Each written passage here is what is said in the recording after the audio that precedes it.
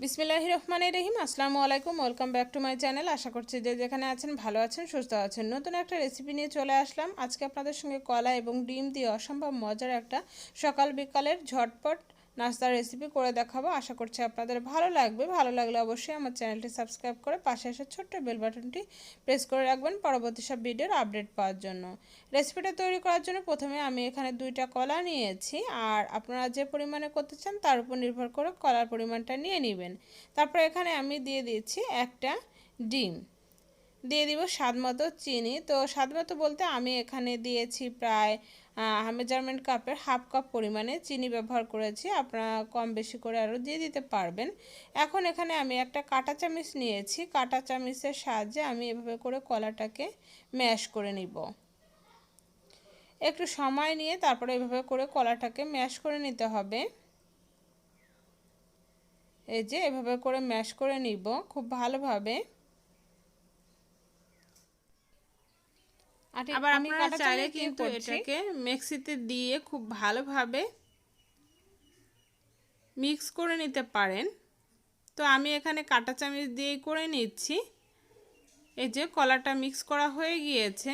এখন এখানে আমি সমস্ত উপকরণগুলোকে একসঙ্গে মিশিয়ে নিচ্ছি। আর কলাটা একদম ম্যাশ হয়ে যাবে এরকম না, একটু আস্তে আস্তে থাকলে এটা খেতে ভাল লাগে। তবে আপনারা চাইলে কিন্তু একদম ম্যাশ করে নিতে পারেন, কোনো সমস্যা নেই। তারপরে এখানে আমি একটা পাত্রে ঢেলে নিয়েছি সমস্ত উপকরণ। তারপরে একটা এরকম হ্যান্ড উইক্স দ্বারা আমি এটাকে খুব ভালোভাবে মিক্স করে নিলাম। এখন এখানে দিয়ে দিলাম সামান্য পরিমাণে লবণ বা স্বাদ মতো লবণ। লবণটাকে খুব ভালোভাবে আমি এভাবে করে মিশিয়ে নিচ্ছি।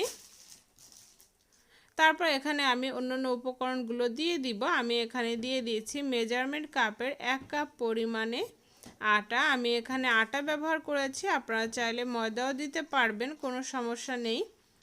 তারপর এখানে আমি দিয়ে দিলাম 1 চা চামচ পরিমাণে বেকিং পাউডার। এখন সমস্ত উপকরণকে খুব ভালোভাবে মিশিয়ে নিতে হবে। এই যে খুব ভালোভাবে আমি মিশিয়ে নিয়েছি। এই পর্যায়ে এখানে আমি দিয়ে দিব তরল দুধ। আমি এখানে 2 টেবিল চামচ পরিমাণে তরল দুধ দিয়ে দিলাম। দুধটা খুব ভালোভাবে মিশিয়ে নিতে হবে। আর এই মিশ্রণটা কিন্তু একটু পাতলা পাতলা হবে, এতে ভয় পাওয়ার কোনো কারণ নেই। এই যে আমাদের ব্যাটারটা কিন্তু একদম রেডি হয়ে গিয়েছে। এখন এটাকে একটা পাশে রেখে দিচ্ছি। আর আমি চুলায় চলে আসলাম। চুলায় একটা প্যান বসিয়ে তাতে কিছুটা তেল দিয়ে তেলটা হালকা গরম করে নিয়েছি। এখন আমরা যে ব্যাটারটা রেডি করেছি সেখান থেকে অল্প অল্প ব্যাটার এভাবে করে আমি হাত দিয়ে দিয়ে দিচ্ছি। আপনারা চাইলে কিন্তু চামচ দিয়েও দিয়ে দিতে পারবেন।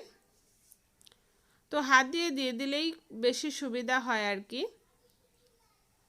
এই যে এভাবে করে আমি যে কয়টা প্যানে দেওয়া সম্ভব হয় আমি দিয়ে দিব। আর এই পর্যায়ে চুলার আঁচটা আমি মিডিয়ামে রেখেছি, মিডিয়াম আঁচে। তারপর এগুলোকে ভেজে নিতে হবে।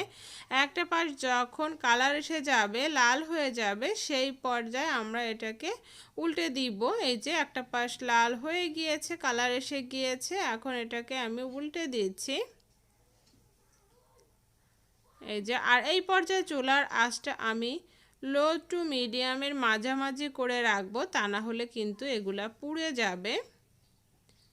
একটু সময় নিয়ে তারপর এটাকে উল্টে পাল্টে ভেজে নিতে হবে। অসম্ভব মজার একটা রেসিপি, ছোট থেকে বড় প্রত্যেকেই এই রেসিপিটা কিন্তু খুবই পছন্দ করবে। একবার হলো বাসায় ট্রাই করে দেখবেন। এখন এই যে উল্টে দিচ্ছি। এই যে আমার কাছে মনে হচ্ছে যে অপর পাশটা আরও একটু ভাজা হোক, এর জন্য আমি আর এটাকে পুরোটা উল্টালাম না, এভাবে করেই রাখলাম। আরও কয়েক সেকেন্ড এভাবে রেখে তারপর এটাকে আমি তেল ঝরিয়ে তুলে নিব। এই যে একদম রেডি নাস্তাগুলো। অপর পাশটাও সুন্দর কালার এসে গিয়েছে। এখন এগুলাকে আমি তুলে নিয়েছি। এই যে দেখুন কতটা সুন্দর কালার এসেছে।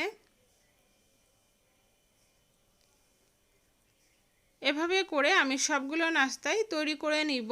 আশা করছি আমার আজকের এই সহজ নাস্তার রেসিপিটি আপনাদের ভালো লেগেছে। সকাল বিকালের নাস্তা এমনকি বাচ্চাদের টিফিনে আপনারা চাইলে ঝটপট করে এই নাস্তাটিকেও করে নিতে পারবেন। বাচ্চারা তো ভীষণই পছন্দ করবে, সেই সাথে বড়রাও খুব পছন্দ করবে। আমি উপর থেকে একটু চকলেট সিরাপ দিয়ে দিলাম এভাবে করে, এতে করে এটার টেস্ট আরও বেড়ে যাবে। আশা করছি রেসিপিটা ভালো লেগেছে। ভালো লেগে থাকলে একটা লাইক দিয়ে আমাকে উৎসাহিত করবেন। যারা এখনও আমার চ্যানেলটি সাবস্ক্রাইব করেননি সবাইকে আমার চ্যানেলটি সাবস্ক্রাইব করার অনুরোধ রইল। আগামীতে নতুন সব রেসিপি নিয়ে হাজির হব। আজকের মতো এ পর্যন্ত। সবাই ভালো থাকবেন, সুস্থ থাকবেন। আল্লাহ হাফেজ।